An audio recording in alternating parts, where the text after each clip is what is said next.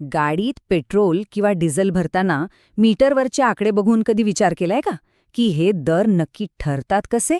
कुठून येतात हे आकडे? तर आज आपण महाराष्ट्रातल्या पेट्रोल डिझेलच्या किमतीची A to Z माहिती घेणार आहोत, एकदम सोप्या भाषेत. बरं, तर मग थेट मुद्द्यालाच हात घालूया, हो की नाही? सगळ्यात महत्वाचा प्रश्न तो म्हणजे आज महाराष्ट्रात पेट्रोल आणि डिझेलचा सरासरी भाव काय चाललाय? ओके, तर पेट्रोलचा सरासरी दर आहे 104.81 पर लिटर.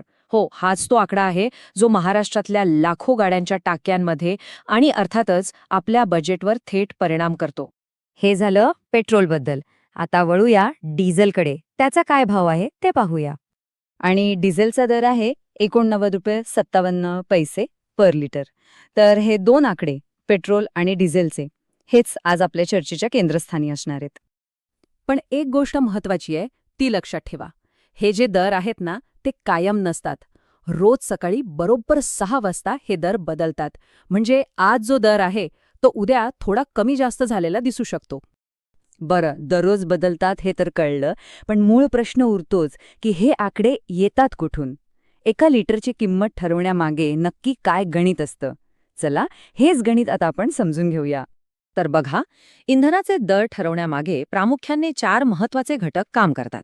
पहिला, आंतरराष्ट्रीय बाजारात कच्च्या तेलाची किंमत काय आहे. दुसरा, अमेरिकन डॉलरच्या तुलनेत आपल्या रुपयाची किंमत. तिसरा आणि सगळ्यात मोठा घटक म्हणजे केंद्र आणि राज्य सरकारचे टॅक्स. आणि चौथा म्हणजे वाहतुकीचा खर्च आणि पेट्रोल पंप मालकांचं कमिशन. या 4 गोष्टी मिळून ठरवतात की आपल्या गाडीत पडणाऱ्या पेट्रोल डिझेलचा अंतिम भाव काय असेल. आता आपण जे दर पाहिले ते होते महाराष्ट्राचे सरासरी दर.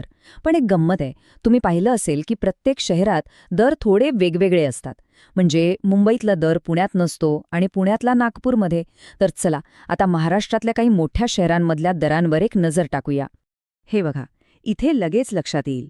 मुंबईत पेट्रोलचा दर साधारणपणे 103 ते 105 रुपयांच्या आसपास फिरतो, तर पुण्यामध्ये डिझेल सुमारे 90 रुपयांना मिळतं. आणि नागपूर, नाशिकसारख्या शहरांमध्ये हाच दर 90 ते 92 रुपयांच्या घरात जातो. आता हा फरक का? तर यामागे मुख्य कारण आहे तिथले स्थानिक कर आणि वाहतुकीचा खर्च. चला, आता जरा भविष्याचा वेध घेऊया. आपल्या सगळ्यांच्या मनात जो एक कॉमन प्रश्न असतो तो म्हणजे, पुढे काय? हे दर वाढणार आहेत की कमी होणार? सध्याची परिस्थिती बघितली तर भारतात पेट्रोल डिझेलचे दर गेले काही दिवस बऱ्यापैकी स्थिर आहेत. म्हणजे त्यात खूप मोठी उलथापालथ झालेली नाही. पण भविष्यात काय होऊ शकतं? तर तज्ज्ञांच्या मते जागतिक पातळीवर जे तणाव सुरू आहेत आणि कच्च्या तेलाच्या किमतीत जे चढउतार होत आहेत, त्यामुळे येत्या काळात दरवाढ होण्याची शक्यता नाकारता येत नाही. आणि आता एक अतिशय महत्वाचा मुद्दा, तो म्हणजे अफवा आणि सत्य. अनेकदा इंधनाच्या पुरवठ्याबद्दल आणि दरांबद्दल चुकीची माहिती म्हणजे गैरसमज पसरवले जातात.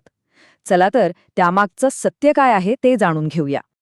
आपल्यापैकी अनेकांनी सोशल मीडियावर अशा बातम्या पाहिल्या असतील की पेट्रोल डिझेलचा तुटवडा आहे किंवा दर एका रात्रीत खूप वाढणार आहेत. पण हे खरं नाहीये. प्रशासनाने अधिकृतपणे स्पष्ट केलंय की इंधनाचा पुरवठा पूर्णपणे सामान्य आहे आणि त्यामुळे अजिबात घाबरून जाण्याचं काहीही कारण नाहीये. तर मग यातून शिकण्यासारखं काय आहे? सगळ्यात महत्त्वाचं, इंधनाच्या दरांविषयी कोणतीही माहिती हवी असेल तर ती नेहमी अधिकृत म्हणजे ऑफिशियल सोर्सेसकडूनच घ्या. व्हॉट्सअपवर आलेल्या फॉरवर्ड मेसेजवर डोळे झाकून विश्वास ठेवू नका. तर आज आपण या दरांमागचं सगळं गणित पाहिलं.